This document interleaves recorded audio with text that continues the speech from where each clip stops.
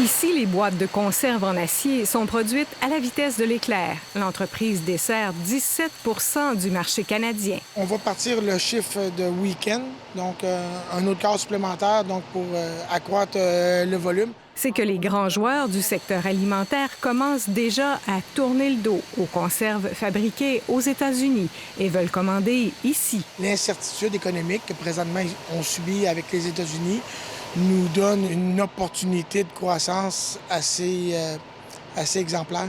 Pour cela, l'entreprise a besoin de partenaires financiers. Nous, on a l'infrastructure au niveau du building, on a la main-d'œuvre, on est chanceux, on a l'acier. Donc, tout ce qui nous manque pour upgrader, pour passer à une autre étape, c'est un peu d'aide financière.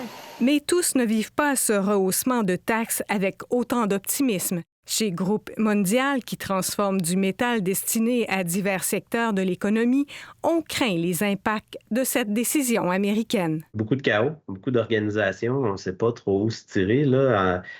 Puis qui va payer la facture au bout de la ligne?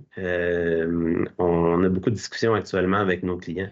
La ministre de l'Économie du Québec a qualifié ces tarifs d'attaque contre notre économie. Et moi, je suis d'avis que c'est clairement ça, une guerre commerciale qui s'attaque à notre économie, à nos travailleurs et à nos entreprises. L'impact d'un tarif possible serait peut-être de reporter le développement du marché américain. Chez Omega, à Lévis, une entreprise qui a mis au point un système de filtration performant pour les camions de vidangeage des fosses septiques, on était prêt à conquérir le marché américain. On devra remettre le projet à plus tard. L'entreprise participera quand même à un salon américain dans quelques jours. On va aller quand même à ce salon-là. On va démontrer notre technologie. Il y en a qui sont beaucoup plus touchés, puis en tout respect, je compatis avec eux. Parce que si les affaires prennent leur envol ici, chez Idéal Cannes, ce n'est pas le cas partout. Ici, Guylaine Bussière, Radio-Canada, Saint-Apollinaire.